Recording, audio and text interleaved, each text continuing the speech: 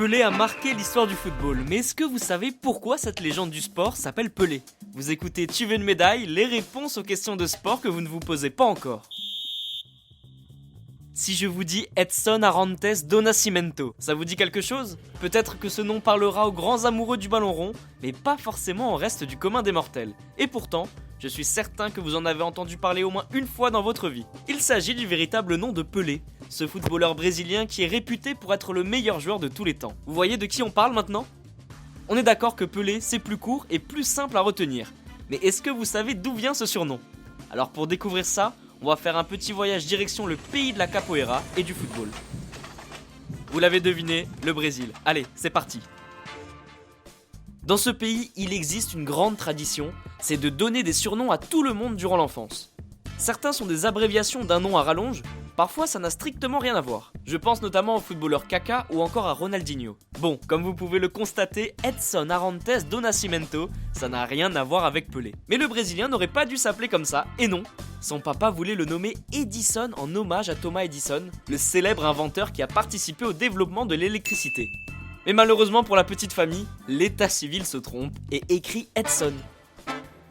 Dans son enfance, le petit Pelé est d'abord appelé Dico, un surnom original qui n'a rien à voir avec les livres. Cela signifie fils de guerrier en brésilien. Son papa est footballeur et c'est un vrai guerrier sur la pelouse. Il ne lâche rien, c'est de là que ça vient.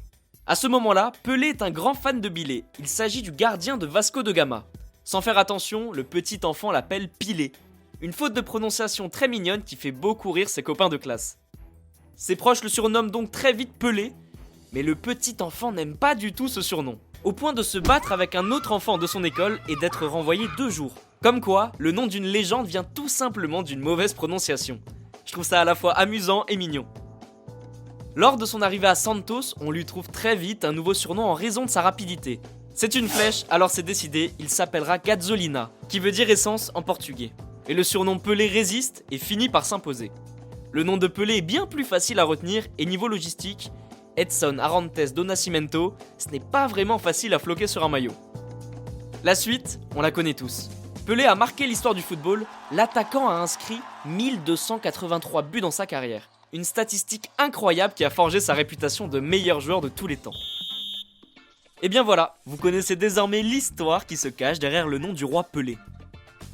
Vous pouvez écouter ce podcast et nous retrouver sur Apple Podcasts, Spotify, Deezer, Castbox et toutes les autres plateformes. N'hésitez pas à partager, noter ou laisser en commentaire une question, j'essaierai d'y répondre dans un prochain épisode. Je vous retrouve rapidement pour une prochaine question de sport dans Tu veux une médaille, à très vite.